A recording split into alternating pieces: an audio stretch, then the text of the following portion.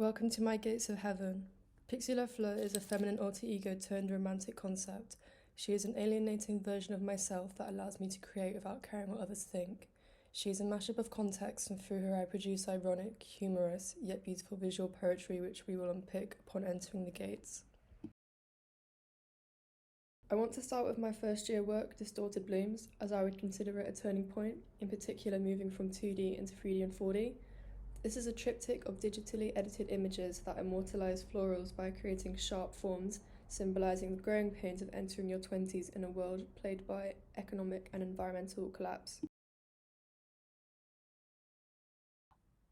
In dream mapping, Hiller explores how our identities influence our minds and dreams. Trying to articulate precisely what I'm feeling is usually unfruitful. Creative expression, however, encourages the subconscious to emerge. Through images and poetry, feeling becomes dominant over thinking, therefore there's less pressure to make sense, which benefits my dyslexic mind. Aberkanowitz alludes to the visceral contemporary art scene and perfectly captures the drive behind my work. My work is a biographical exploration of Pixie La Fleur, the reflection she's born from, and in particular who she is in relation to that part of myself which lies deepest, like tattoos of ebbs and flows, imbued of my energy but separate from my own skin. Here are two images that visually describe my practice.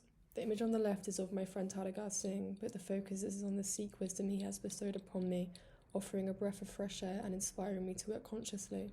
The image on the right is a self-portrait, foreshadowing themes of purity, femininity, and swans that have emerged, dominated my sense of self, and fueled my creativity. In Divine Feminine, I chose blue over a black background to soften the contrast, but also embody the inner emptiness Sikhs strive for.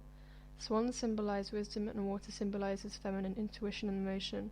For me, they are an incentive for self-actualization. This organic process is seen in the effortless brushstrokes, mirroring my identification with swans. Returning to floral 4D works, Bin Lilies aestheticizes the inside of a bin with inversion and emphasizes my interest in beauty, decay, and displacement, following on from my previous research into Anya Galaccio. I'm particularly interested in the idea of things being where they shouldn't be, playing with the viewer's perception of ugliness and glamour. I prefer to distance myself from politics, but this is a hefty dig at Britain's colonialism. None of the items on my plate originate from the UK, making the exotic selection ever more fitting, its gruesome journey masked by appealing arrangements. The swiping edits make the food seem like an alien offering or a glitch in the matrix, but also act as an attempt at blending foreign foods back into the sea they travelled on. I find wax an attractive material as it's seen as a solid but is easily changeable. The form of the candle is broken when melted, then I further emphasise the deformity with digital manipulation. I started this piece as a 2D painting, moved into 3D using wax, then edited it into a 4D image, showing my versatility as an artist. I found Grace Ann Warne when researching encaustic wax following my waxwork. Her beautiful compositions have inspired my works, emphasizing the importance of attention to detail, using found objects, and layering.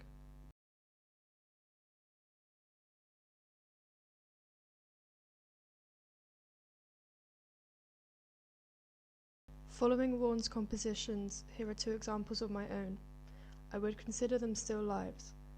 I tend to lean towards these feminine colours and materials, incorporating a broken aspect with found objects.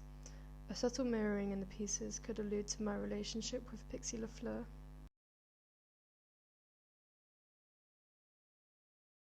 I just want to touch on Hans Christian Andersen's paper cutouts that accompany his fairy tales. I stumbled upon these in the library one day.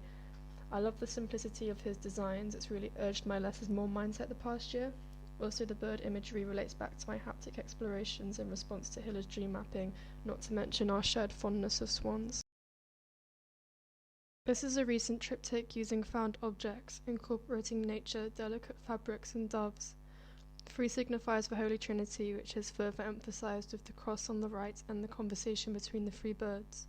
Dealing with ideas of purity and innocence, this is Pixie La Fleur visually exploring the depths of myself and the vulnerability seen in my relationship. Jan Svankmajer is a prolific Czech filmmaker I spent a lot of time watching recently. I'm incredibly inspired by his humorous absurdity and often conversationless film. There's a poverty of obvious sense, meaning the imagination has free rein, something all contemporary artists seem to be striving for.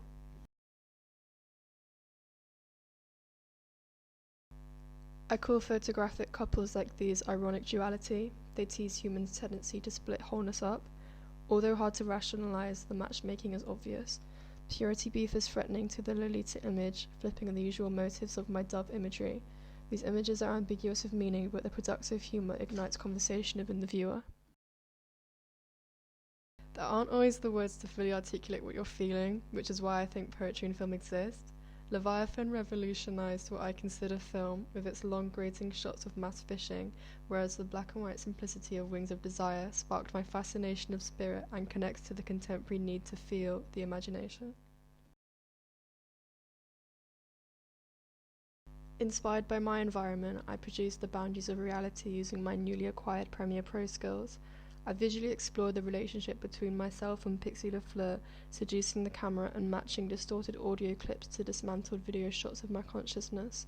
I'm very passionate about visual poetry. This is definitely a strong direction for me to follow. Pipolotti Rist believes that showing vulnerability is a sign of strength. She creates energetic statements through large video projections, recording nature and editing curiously. She finds possibility for endless discovery and poetical invention within the mind, senses and body, which I find incredibly inspiring. Most recently, I have taken an interest in extravagant floral arrangements. They marry my interest in sculptural composition with delicate organic form. Here are two professional examples, Australian on the left, Chinese on the right. I find decay fascinating and a challenge to create temporal splendor, a sublime feast for the senses.